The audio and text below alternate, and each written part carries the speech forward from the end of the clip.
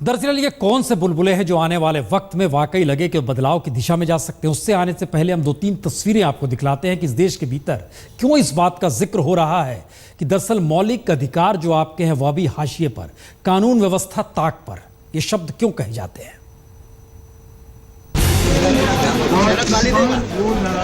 तीनों तस्वीर डराने वाली है, जो देश की त्रासदी भी बताती है और नाउम्मीदी भी पैदा करती है, क्योंकि हर तस्वीर कानून के राज को हाशिए पर ढकेलती है और संविधान की डोर को ढीला करती है। जी, ये तस्वीर गुजरात के मेहसाणा की है। 260 रुपए का बिल रेस्तरां के मैनेजर ने मांगा कैसे? बस 2 लड़के पिल पड़े, दोस्तों को बुलाया और लाठी तलवार से पूरे होटल को कैसे तहस नहस कर दिया, सब कुछ देख लीजिए। लेकिन कानून व्यवस्था बिल्कुल नहीं, कोई पकड़ में भी नहीं आया।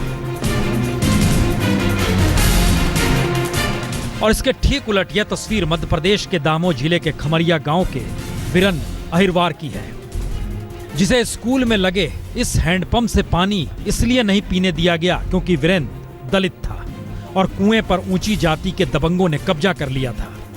तो प्यास बुझाने के लिए वीरेन कुएं तक पहुंचा, हाथ में पानी की बोतल, वहां पर उसका पांव फिसला और उसकी मौत हो गई। कि सर हमें पानी पीने हैं, तो हेड पंप के लाने पानी उन्होंने नहीं मिलू। हेड पंप के पानी के कारण जब नहीं मिलू, जब बेकुआं हो गए हैं, मना करी है इनने हेड पंप से सरों ने। क्यों? छुआछूत बड़े लोग बोल रहे कि न हेड पंप न छुओ तुम।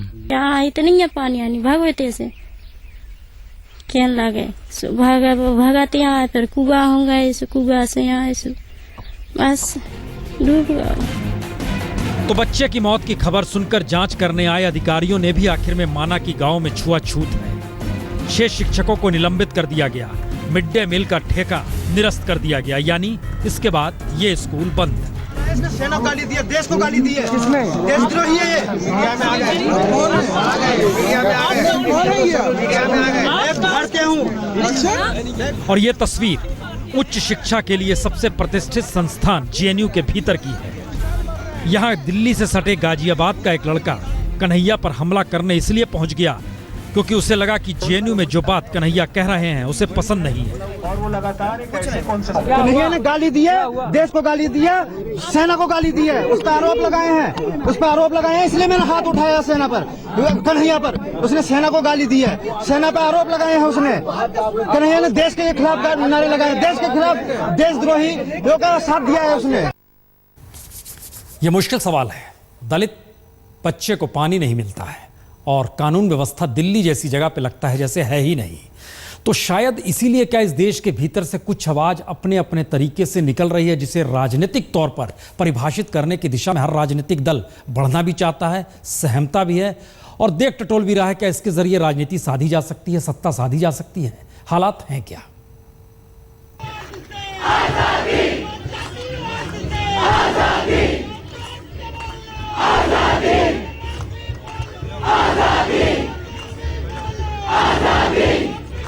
तो जेएनयू जैसे शिक्षण संस्थान के भीतर लगने वाले नारों से देश की बहस बदल जाए या राजनीति बदलने की स्थिति इस देश के भीतर लगने लगे तो फिर समझ लीजिए हालात तो कुछ अलग हैं। क्योंकि केजरीवाल राजनीतिक बदलाव का चेहरा बने, लेकिन मौजूदा हालात क्या केजरीवाल की राजनीति से आगे के हालात को देश में लाने और पैदा करने वाले बनने लगे हैं। इसीलिए आरक्षण दो या आरक्षण खत्म कर दो के नारे के साथ हार्दिक पटेल निकले। तो देशद्रोह के आरोप में जेल में हार्दिक पटेल बंद कर दिए गए और इस कड़ी को कश्मीर के संघर्ष की तर्ज पर न्यूनतम मुद्दों को आजादी के नारों की शक्ल में अगर कन्हैया ने रखा तो वह देशद्रोह के आरोप लगने के बाद भी राजनीतिक तौर पर लोकप्रिय होने लगा। सरकार जब फेलोशिप बंद करेगी तो फेलोशिप शुरू करवाने की लड़ाई शुरू कर देंगे। सरकार अगर कभी रोहित वेमुला की हत्या कर देगी तो उसको न्याय दिलाने के लिए खड़े हो जाएंगे। राजद्रोह के आरोप में किसी को जेल में डाल देगी तो उसे रिहा करने के लिए खड़े हो जाएंगे। और इन नारों में कन्हैया का चेहरा वाम राजनीति को ऑक्सीजन दे सकता है, इसके कयास लगाए जाने लगे।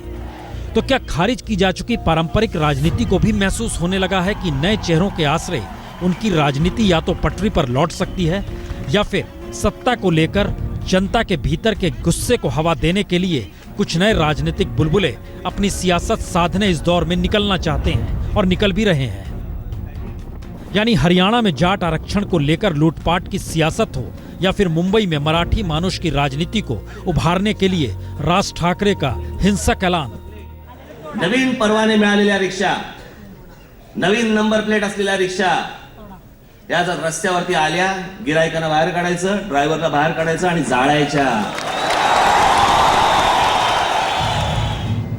तो कानून व्यवस्था के मामले भी अगर सियासत तले काम ना करे, यानी राज ठाकरे की जुबान पर कोई बंदिश ना हो, एमएनएस की हिंसा को पुलिस प्रशासन ना रोक पाए, ठीक वैसे ही जैसे हरियाणा में जाट हिंसा बेखौफ जारी रही और देश के गृहमंत्री ने कल ही संसद में कहा कि केंद्र और राज्य दोनों ने जाट आंदोलन को रोकने के लिए माकूल काम किया, और दिल्ली में सीएम केजरीवाल हरियाणा की राजनीति को साधने के लिए जनता के पैसे से अखबारों में इस तरह एक पेज का विज्ञापन देकर यह बताएं कि वही देशभक्त हैं और उनकी सियासत जाति से परे है, तो अगला सवाल तो यही होगा कि अगर संसद से लेकर सड़क तक सिर्फ राजनीति ही हो रही है तो देश के भीतर उभरने वाले हर सवाल नए मिजाज की राजनीति को पैदा करने का जुनून पैदा कर सकते हैं और हालात अराजक होंगे जैसे जेएनयू में हुए, और देश की राजनीतिक बहस भी इन्हीं नारों में खोएगी या इन्हीं नारों के इर्द गिर्द लगेगी।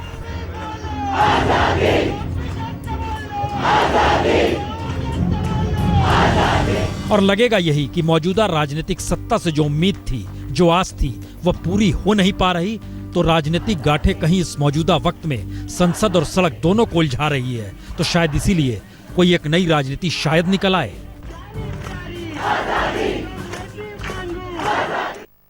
क्योंकि राजनीतिक तौर पर जो बदलाव हो रहे हैं उसमें जो चेहरे अलग अलग जगह सत्ता के तौर पर उभरे वो विरासत संभाले हुए। मसलन कुछ चेहरों को देख लीजिए। इन चेहरों में लालू प्रसाद यादव के बेटे भी मौजूद हैं। इन चेहरों में महबूबा मुफ्ती भी है जो सरकार में आए नहीं आए इस उलझन में है। इन चेहरों में मुलायम के बेटे अखिलेश यादव भी हैं।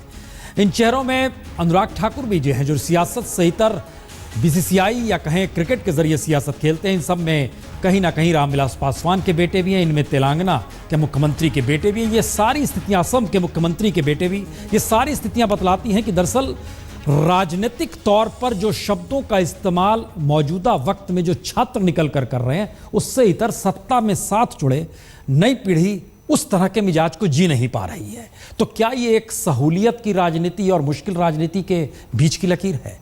क्योंकि इन सब के बीच नजर तो आपकी आनी चाहिए सबसे पुराने देश के संगठन, सांस्कृतिक संगठन जो राजनीतिक तौर पर सक्रिय होता है तो सत्ता बदल जाती है देश में। जिक्र आरएसएस का, प्रतिनिधि सभा हो रही है, लेकिन जरा सोचिए वहां चर्चा किस बात की? संघ की चिंता शिक्षा में गुणवत्ता और सभी को स्वास्थ्य सेवा मिलने के साथ साथ सामाजिक भेदभाव दूर करने की है। यानी देश के भीतर जब बहस देशद्रोह से लेकर करोड़ों की लूट कर भागने वाले कॉरपोरेट की हो चली है, काला धन से लेकर एनपीए और इन सब के बीच महंगाई से लेकर तमाम नौकरी पेशा के लिए मुश्किल वाले हालात की है, तब संघ अपनी प्रतिनिधि सभा में उन मुद्दों को उठा रहा है जिसका जिक्र संविधान में मूलभूत अधिकारों के तहत है। यानी संविधान लागू होने के 66 बरस बाद भी अगर ध्यान दीजिए तो कमोवेश हर राजनीतिक पार्टी कुछ इसी तरीके के मुद्दे उठाती है और अब आरएसएस भी उन्हीं मुद्दों को उठा रही है, जिन मुद्दों को अब नहीं बल्कि आजादी के 15 बरस बाद ही पूरा हो जाना चाहिए था। लेकिन अगर सत्ताधारी बीजेपी की पेरेंट ऑर्गेनाइजेशन राष्ट्रीय स्वयंसेवक संघ के सामने शिक्षा, स्वास्थ्य और सामाजिक असमानता दूर करना ही मुद्दा है तो समझना होगा देश मौजूदा वक्त में वाकई किन हालातों से गुजर रहा है। इस वर्ष की बैठक में 3 विषयों पर प्रस्ताव आने वाला है। पहला विषय है कि शिक्षा का निजीकरण हो रहा है, लेकिन शिक्षा बहुत महंगी हो रही है। स्वास्थ्य की सेवा भी बहुत महंगी हो रही है। तो संविधान के तहत ही जो काम सरकारों को आजादी के पहले 15 बरस में कर लेने चाहिए थे, संयोग से अभी भी उस पर सिर्फ चर्चा ही होती है। और संघ की प्रतिनिधि सभा में यह सवाल भी बड़ा है कि जब संघ को बने 90 बरस पूरे हो चुके हैं तो अब खाकी नीकर की जगह नीली पैंट होनी चाहिए। ऐसा है कि मुख्य प्रस्ताव तो निकर के बदले फुल पैंट का है। एक बेसिकली कलर के प्रपोजल से अगर फुल पैंट बनी तो खाकी रंग नहीं रहेगा, ऐसा विचार हुआ है। जब पूरे देश के अंदर कौन राष्ट्रवादी है और कौन राष्ट्र विरोधी के साथ साथ महंगाई और आम आदमी से जुड़े कई मुद्दों पर सड़क से लेकर संसद तक बहस चल रही है, सब संघ अपने गणवेश में बदलाव कर खाकी निक्कर की जगह फुल पैंट करने की तैयारी में है। ऐसे वक्त में संघ के ऊपर एक पुरानी कहावत सटीक बैठती है, जब रोम जल रहा था तब नीरो बांसुरी बजा रहा था। कैमरामैन परमेंद्र कुमार के साथ हिमांशु मिश्रा, नागौर, आज तक। जाहिर है ये ऐसे सवाल हैं जो किसी को भी परेशान कर सकते हैं, क्योंकि मुख्य धारा की राजनीति मुख्य धारा के मुद्दों के साथ क्यों तालमेल नहीं बैठा पाती हैं। और इन सब के बीच एक सवाल और, पाकिस्तान। बहुत बार जिक्र हुआ कि भारतीय टीम पाकिस्तान जाए या ना जाए, लेकिन पहली बार जिक्र हो रहा है, पाकिस्तान कह रहा है हम आए या ना आए। समझिए जरा क्रिकेट कूटनीति के बिसात पर कैसे वजीर बना दिया पाकिस्तान ने।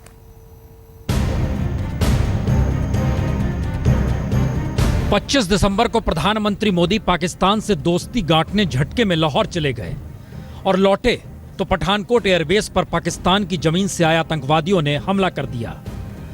उससे 6 महीने पहले गुरदासपुर में पाकिस्तान की जमीन से आए आतंकवादियों ने अटैक किया था और मार्च में जम्मू में पुलिस वाहन पर भी हमला किया। यानी हमले पाकिस्तान की जमीन से हो रहे हैं। नवाज शरीफ सरकार आतंकवादियों पर नकेल कस नहीं पा रही और पहली बार पाकिस्तान ही अपने क्रिकेट खिलाड़ियों की सुरक्षा की लिखित गारंटी भारत से मांग रहा है।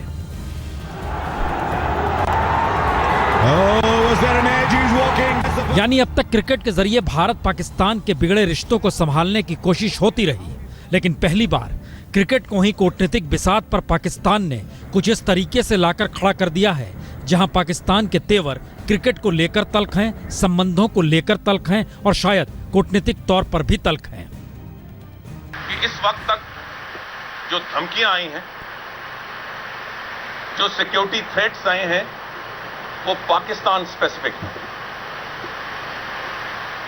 तो हमारा मौकफ है कि इस पे हिंदुस्तान की हुकूमत के जिम्मेवारान की तरफ से फूल प्रूफ सिक्योरिटी की गारंटी होनी चाहिए।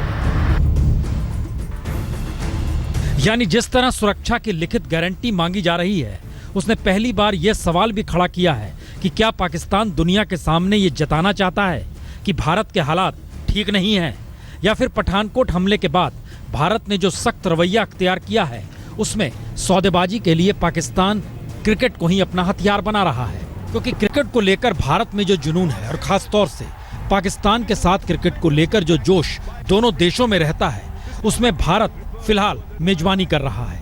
और अगर पाकिस्तान भारत की मेजबानी ठुकरा देता है और उसका आधार सुरक्षा को बताता है, तो फिर आने वाले वक्त में दोनों देशों के रिश्ते कहीं ज्यादा उलझ जाएंगे। क्योंकि क्रिकेट और संगीत के आसरे ही दोनों देशों की सियासत हमेशा करीब आई है और ये पहली बार होगा कि क्रिकेट के जरिए संबंधों के तार टूटेंगे और कूटनीति के आसरे दोनों देशों की विदेश नीति बदलती हुई दिखाई देगी। और अब अगली खबर का रुख करेंगे। बीजेपी सांसद योगी आदित्यनाथ ने पीएम मोदी के मुरीद अनुपम खेर पर करारा वार किया है। योगी आदित्यनाथ ने कहा कि अनुपम खेर रियल लाइफ में विलन है। Welcome, Ritesh. You've got a rock star welcome here.